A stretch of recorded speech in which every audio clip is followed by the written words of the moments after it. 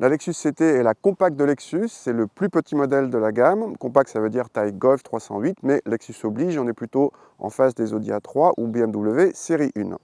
Cette Lexus CT a été lancée en France en 2011, elle commence un petit peu à dater, même si elle a déjà reçu 2 restylages, dont un l'année dernière. Très léger restylage, il faut vraiment être expert pour reconnaître les modifications un petit peu sur la face avant, un petit peu à l'arrière. Il y a d'autres choses un petit peu plus flagrantes à l'intérieur, on va voir ça tout à l'heure.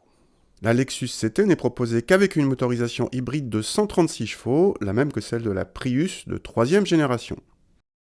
La nouveauté la plus visible se situe en fait à l'intérieur avec l'arrivée d'un écran de 10 pouces alors qu'il se limitait auparavant à 7 pouces. L'équipement s'enrichit également des aides à la conduite moderne telles que le freinage automatique d'urgence ou l'aide au maintien en file. Pour le reste, la présentation reste de bonne facture mais l'ergonomie et le design sont datés.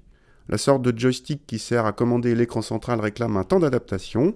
On retrouve comme sur la Prius un bouton qui permet de rouler à l'électricité seule mais sur une courte distance. À l'arrière, l'habitabilité est dans la moyenne de la catégorie, sans plus.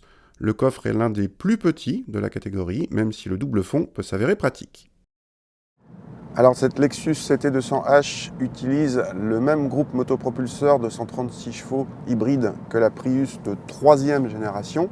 Et donc on retrouve le même gros inconvénient, à savoir la fameuse boîte CVT qui fait effet mobilette, la sensation de patiner quand on enfonce l'accélérateur sans avoir vraiment la sensation d'avancer. Allez, démonstration. Nos mesures en attestent avec des accélérations très moyennes pour la catégorie. Autre bémol, sur cette version haut de gamme, on a d'office des jantes de 17 pouces. 17 pouces, c'est très standard aujourd'hui sur toutes les compactes. Ici, c'est les grosses roues qui détériorent pas mal le confort. Rien que pour ça, on vous conseille de prendre les versions inférieures en finition pour avoir des jantes de 16 pouces qui vont sensiblement améliorer le confort. Bonne nouvelle en revanche côté consommation, avec un appétit parmi les plus faibles du segment, sans avoir besoin de brancher la voiture pour recharger la batterie. Sur longue distance, cette CT200H est plus sobre qu'une hybride rechargeable. Côté tarif, les nombreuses finitions font varier le prix de 30 000 à presque 44 000 euros.